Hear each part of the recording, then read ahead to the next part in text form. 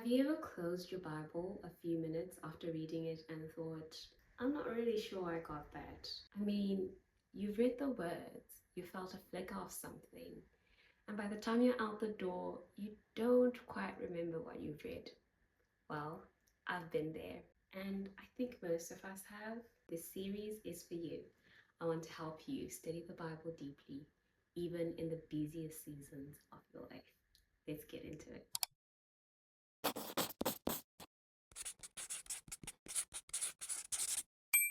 Hi, I'm Chelsea and welcome to my little corner of the internet. If you're new here, I run Chunky Lane & Co., a faith-based stationery brand built for busy Christian women who want to live intentional lives. And I had you in mind as I was creating this brand because I am one and I've been there too. So hopefully this is a place that we can grow together.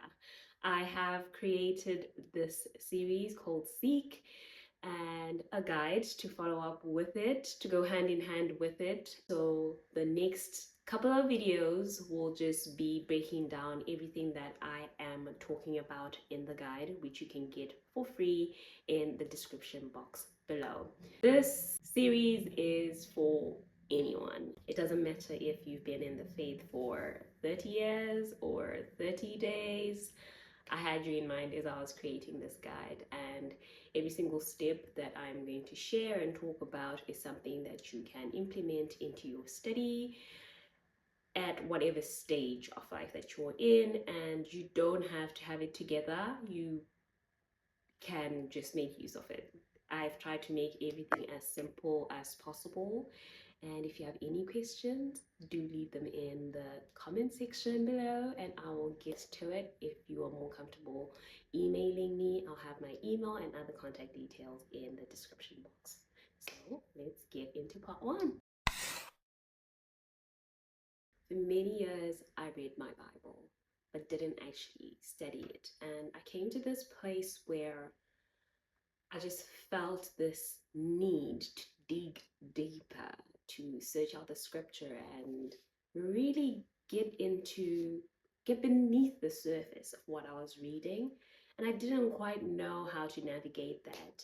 And it so happened that my church was starting another round of Bible school, and I joined in together with my friend.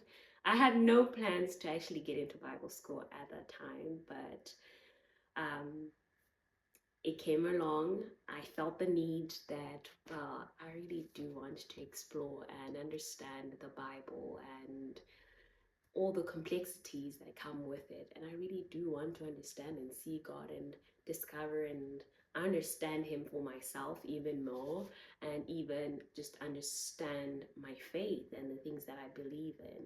And so I signed up to Bible school, got in there, and that was the most transforming time of my life because I learned so many things and I got so many tools that I've since started to implement into my Bible study and quiet time. It feels like I am reading the Bible from scratch. I mean, it's always like that when you're reading the Bible. Sometimes you'll read a passage, get past it, and you think, okay, we're done. And then you read it another time and you're like, excuse me, was this in the pages before? Was this always there? And that's what it has felt like every time I study the Bible, you know. The Bible is both an open book and a closed book. And what I mean by that is we can still get something when we read it in a devotional manner, and there's more treasure to be discovered when we actually dig deep and get into understanding context, understanding the people that Jesus or God or the prophet had been talking to at the time, and understand what they understood, to sit where they sat and just take it in and understand things from their perspective before we then take whatever we've interpreted into our lives and see how we can apply it. So that's the whole point of studying the Bible, so that we can rightly divide the word. The Bible is beneficial for instruction, for conviction, for rebuke. All of these things work hand in hand so that we live a transformed life. So we have a renewed mind and we are enabled to come to this place where we can actually walk in the good works that God has purposed for us. So that's the whole point of reading and studying the Bible, so that we are equipped for the good work that God has called us to. We won't know what to do or the God that we actually pray to if we don't actually take the time to study and engage with the word in a far much deeper way than we would if we are just reading the word devotionally. We are living in a world of information overload. Now, more than ever, we have so many podcasts, devotionals, preachers, AI chatbots that can summarize scriptures for us in 2 sentences. But many of us actually feel further from the text than ever before because we have taken on other people's thoughts from the Bible as our own, and in some instances, even made it the gospel. And we've come to this place where we don't even know the shepherd for ourselves, and we can't tell the voice of God from an algorithm, from whatever is pushed to us on our screens. And it's so important that we come to this place where we search the scriptures for ourselves, where we become familiar with the voice of God, where we become familiar with the shepherd and we know what his character is, what he says, how he speaks, so we can tell it apart and we don't become susceptible to following every wind of doctrine, being able to even spot the lies, the deceitfulness that is planted in the body of Christ. So we need to come to a place where we know the scriptures for ourselves and not just rely on a podcast or your devotional alone. We need to come to a place where we take those scriptures for ourselves and build our inner man, our inner spirit man, so that we can withstand the tough times of life. Because if you're just going to be depending on a podcast alone, then best believe when the hard times come, you will be put to the test. And we want to be equipped for any season of life. And the only way that we can do that is by feeding ourselves the true bread of life, which is Jesus Christ, who is the Word. So this is why this is so important. I will put up the scriptures that I have mentioned and other scriptures that you can refer to. The guide also has some highlighted scriptures that you can look into and just dig deeper and study as well on why it's so important that we don't just read the Bible, but actually take the time to study the Word of God. I want to be the kind of woman that knows the Bible for themselves and I can spot the lies before anyone's even done. I want to come to this place where I can separate the chaff from the good stuff. And I pray that this series does that for you too, that you come to this place where you can confidently get into the scriptures, study them for yourselves, and be able to observe the text, interpret the text, and actually apply it to your life, so we can come to this place where we are living a truly, truly transformed life with a renewed mind, and we're living in the fullness of all that God has called us to be.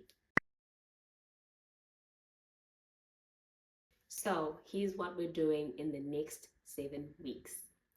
In episode 2, we'll cover your Bible study toolkit. This is what you actually need to study well, including some incredible free and paid resources that I've come to love and recommend for you. In episode 3, we'll learn the foundational framework that sits underneath every good Bible study method. That is observation, interpretation, and application. This is the heart of the whole series because these are frameworks that you can implement in any kind of Bible study, in any kind of Bible study that you're comfortable with. Could be SOAP, could be here, could be inductive Bible study. It's a framework that sits underneath all of these other Bible study methods that we actually use. Episode 4 will go deeper with a method called the interpretive journey, a 5-step process that helps you study any passage in scripture, even the ones that feel really far removed from your life today. In episode 5, we'll talk about the 7 principles of sound biblical interpretation. These are the guardrails that keep your study on solid ground. In episode 6, we'll get really honest about the common mistakes we make in Bible study, including a newer one I think we need to address: outsourcing our interpretation to AI. Episode 7, and finally, the last one, we will wrap up with practical stuff. How to actually make time for your Bible study when life feels full. When life is full, this is going to be a real heart to heart episode, and I look forward to that. And every single one of the things that I will be sharing is something that is practical. It sits at the heart of what I do. I really want people to, I really want us to experience the Word of God, but not just from this spiritual level, but practically in our lives, because it is a practical book that we can live out and actually bear fruit, that we see and others around us can benefit from, and that is the goal. So that is it for what you can expect and what you can look forward to in this series.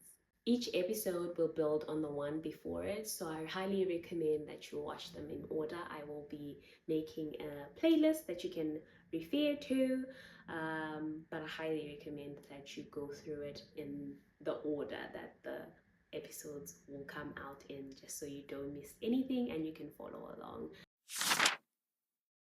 Before we get into episode 2 next week, I want to make sure that you have everything you need. I've created a free resource titled Seek: How to Study the Bible in Depth in Busy Seasons of Life.